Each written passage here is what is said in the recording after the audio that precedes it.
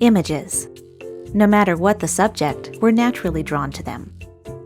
From beautiful high-definition photos to carefully crafted illustrations. Even simple examples like logos and icons.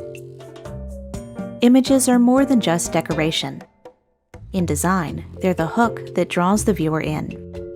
Compelling visuals can help you connect with the audience and make a strong impression before they've even read a single word. You don't have to be an artist to use images in your work. All it takes is a little creativity and a willingness to think outside the box. With the right resources, you can learn to set your designs apart. First, finding high-quality images for any type of project. Maybe you're handy with a camera or have some graphic design experience. That's great. If not, don't panic. There are countless sources online that offer images for exactly this purpose. The truth is, most people, including professionals, rely on free or low-cost images called stock. Stock is perfect when you need something specific, for example, a photo of a tiny dog in a teacup, and you don't have the time or resources to make it yourself. Most stock image sites let you browse or search their offerings. Look for results that are relevant to your project, but also unique in some way. As viewers, people are naturally drawn to images that feel authentic. For example, distinct but believable photos, and graphics that tell a story. The best images are somewhat open-ended. They set the tone for your project, but leave room for interpretation. Some stock images are just too generic to be effective. For instance, how many times have you seen a business presentation with something like this? For a more modern, professional design, avoid images that lack context or are too literal in meaning.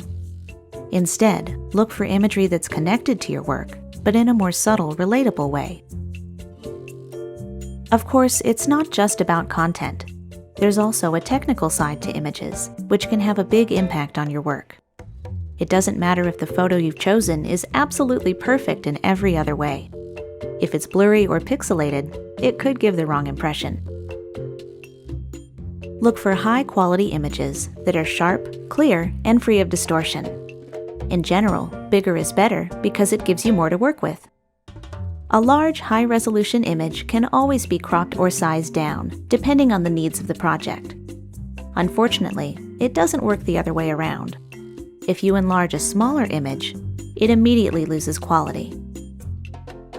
That's because most images are in something called raster format. They're made up of thousands, sometimes even millions, of tiny little pixels. When you view a raster image at its original size or smaller, the pixels are invisible. They're just too small to see. But if you zoom in or enlarge it, the results aren't pretty. Vector graphics are quite different from raster. You can make them any size, big or small, without losing any quality. That's because they're made of something more complex than pixels. They're rendered using a special form of geometry. You're not likely to find vector graphics outside of professional design settings, but it's good to know what they are. Few stock images are perfect as is, even if they're technically high quality. Maybe the image is the wrong size, or the colors could use some work. Fortunately, even basic programs let you make simple adjustments nowadays. Look for these options the next time you need to fix or enhance an image. Cropping can be used to change the size, shape, or focus of an image, making it useful in many different situations. Try this feature if your graphic is the wrong dimensions, or if it includes something you'd rather cut out. Cosmetic adjustments let you enhance certain image qualities, like brightness, contrast, saturation, and color. If your favorite program offers filters or presets, you can change your image dramatically with very little time and effort. Resizing an image will ensure it's the perfect fit for your project.